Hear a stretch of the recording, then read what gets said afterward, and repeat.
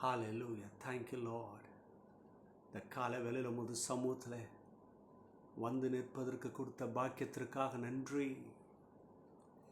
இதோ மனிதர்கள் மத்தியில் வாசம் செய்பவரே, எங்கள் நடுவிலே வசித்திட விரும்பிடும் தெய்வமே. இதோ மனிதர்கள் மத்தியில் வாசம் செய்பவரே, எங்கள் நடுவிலே வசித்திட விரும்பிடும் தெய்வமே. உமக்கு சிங்காசனம் அமைத்திட உம்மை துதிக்கிறோம் இயேசுவே. பரிசுத்த அலங்காரத்துடனே உம்மை தொழுகிறோம் இயேசுவே. எங்கள் மத்தியில் உலாவிடும், எங்களோடென்றும் வாசம் செய்யும். எங்கள் மத்தியில் உலாவிடும், எங்களோடென்றும் வாசம் செய்யும். தகப்பனே, எங்கள் மத்தியிலே வாசம் செய்யுங்கப்பா. உடைய சமூகம்தான் நாங்கள் பலன் எடுக்கிற இடம், ஞானத்தை சம்பாதிக்கிற இடம், தயவை எடுக்கிற இடம், கிருபை எடுக்கிற இடம். இந்த காலை வேளையில் வந்திருக்கிறோம்.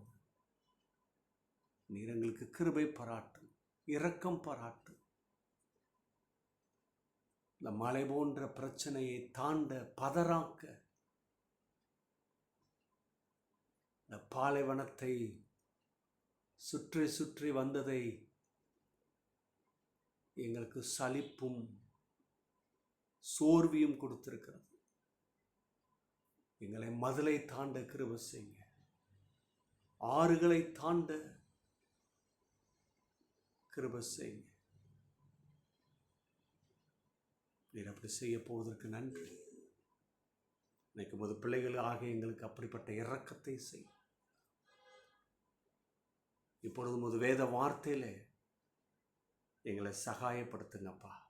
ஆமென், ஆமென். இன்றைக்கும் கர்த்தர் அவருடைய வார்த்தையிலே நம்மளை சகாயப்படுத்துவார். ஆமென். சங்கீதங்களின் புஸ்தகம் 91 சங்கீதம் 14 வசனத்திலே இந்த பகுதியிலே இந்த சங்கீதக்காரர் என்ன சொல்லுகிறார்? என் நாமத்தை அவன் அறிந்திருக்கிறபடினாலே அவனை உயர்ந்த அடைக்கலத்தில் வைப்பேன். அதாவது இந்த சங்கீதக்காரர் எப்படி எழுதுறாருன்னா, அனுபவிச்சு கடவுள்கிட்ட இருந்து வெளிப்பாட பெற்று இந்த பாடலை பாடுறார். எப்போ உயர்ந்த அடைக்கலம் ஒரு மனுஷனுக்கு வருது? இன்னைக்கு அநேகர் இந்த உயர்ந்த அடைக்கலத்தை வாஞ்சிக்கிறோம். அந்த உயர்ந்த அடைக்கலம் என்று சொல்லும்போது அது வெறும் பாதுகாப்பு மாத்திரமல்ல, அது ஒரு பெரிய கணம். அங்கே உங்கள் தேவைகளெல்லாம் சந்திக்கப்படுது. அது உயர் பதவியை காமிக்குது. ஒரு அற்புதமான இடம். அது பாதுகாப்பு மட்டுமில்லை, நம்முடைய சந்ததிகள் வாழ்வதற்கு, தலை தோங்குவதற்கு, சந்தானமாய் வாழ்வதற்கு கர்த்தர் தருகிற அந்த மகத்தான ஆசீர்வாதத்தை குறிக்குது. அதுதான் அவனை உயர்ந்த அடைக்கலத்தில் வைப்பேன். இல்லையா? அவன் வாழ்கிற இடமே அடைக்கலப்பட்டனம். அந்த அடைக்கலத்துக்குள்ள எந்த தீங்கும், எந்த வியாதியும், எந்த பொல்லாங்கும், ஆபத்தும், விபத்தும், நாசங்களும், மோசங்களும் இருக்காது. அதனால தான் அதுக்கு பேர் உயர்ந்த அடைக்கலம். அது அடைக்கலப்பட்டனம். அப்போ இது எப்படி வருது ஒரு மனுஷனுக்கு? அதை தான் அந்த சங்கீதக்காரர் இந்த இடத்துல காண்பிக்கிற ஒரு காரியம். என் நாமத்தை அவன் அறிந்திருக்கிறபடியாலே. அப்போ அந்த சங்கீதக்காரர் அதை அனுபவிச்சிருக்கிறார். எந்த ஒரு மனுஷி கடவுளுடைய நாமத்தை அறிகிற அறிவு, ஒரு மனுஷனுக்குள்ள ஆசீர்வாதம் வர்றது எப்படின்னா, அந்த அறிவு இருக்குது பார்த்தீங்களா? அந்த அறிவில் அறிந்து அதன்படி செயல்படும் பொழுது தான் அங்கே வாழ்க்கை ஒரு அர்த்தமுள்ளதாக, கனி கொடுக்கிறதாக மாறுது. இன்னைக்கு அநேகர் பாருங்க, ஒரு காரியம் கடவுளை அறியலை, ஏதோ அறிஞ்சிட்டு இருக்கிறாங்க. உலகத்தை அறியணும்னு பார்க்குறாங்க. அப்போ தான் மேலே வர முடியும், ப்ரொமோஷன் கிடைக்கும், நல்ல வேலை கிடைக்கும், உயர் பதவி கிடைக்கும், எதோ அறிகிறாங்க இல்லையா? இது ஒரு பீப்புள் குரூப். இன்னொருத்தவங்க என்னென்னா இயேசுவை அறிஞ்சிருக்கிறாங்க, ஆனால் அந்த அறிவை எடுத்து பயன்படுத்தலை, அதை எடுத்து பிரயோஜனப்படுத்தலை, அதை வைத்து தான் ஆத்மாவை கட்டலை. இது இருந்த ஆளை போல தான். ஆள் கர்த்தரே அறியலை, அது இஷ்டத்துக்கு ஏதோ ஒரு வேலையை பார்த்துட்டு எப்படியாவது முன்னேறணும், அதை செய்யணும், இதை செய்யணும்னு எதோ அறிகிறதுக்கு தன்னை ஈடுபடுத்தி கொண்டிருக்கிறதை போல இந்த ரெண்டாவது ஆளும் ஒரு பெரிய வித்தியாசம் இல்லை இல்லையா? கர்த்தரை பற்றி நல்லா அறிஞ்சு பயன்படுத்தலை, அதை பிரயோஜனப்படுத்தலை, அதை எடுத்து அனுபவிக்கலை. பாருங்க, எந்த மனுஷனுடைய வாழ்க்கையில் ஒரு அடைக்கலமான ஆசீர்வாதம், ஒரு அடைக்கல பட்டணத்தில் வாழுகிற ஸ்லாக்கியத்தை கர்த்தர் கொடுக்குறாருன்னா, அந்த நாமத்தை அறிந்து, அந்த நாமத்தை அறிந்தது பிரகாரம் தான் வாழும் பொழுது வாழ்க்கை மாறுது. ரொம்ப முக்கியமான காரியம், இந்த நாளை நீங்கள் ஆரம்பிக்கும் பொழுது தெரிஞ்சுக்கிடுங்க. கர்த்தரை பற்றி அறிங்க, அதை அறிஞ்சு அதை பயன்படுத்துங்க, சூழ்நிலையில் பயன்படுத்துங்க. சூழ்நிலை சொல்லிக்கிட்டு இருக்கிறத கேட்காதீங்க.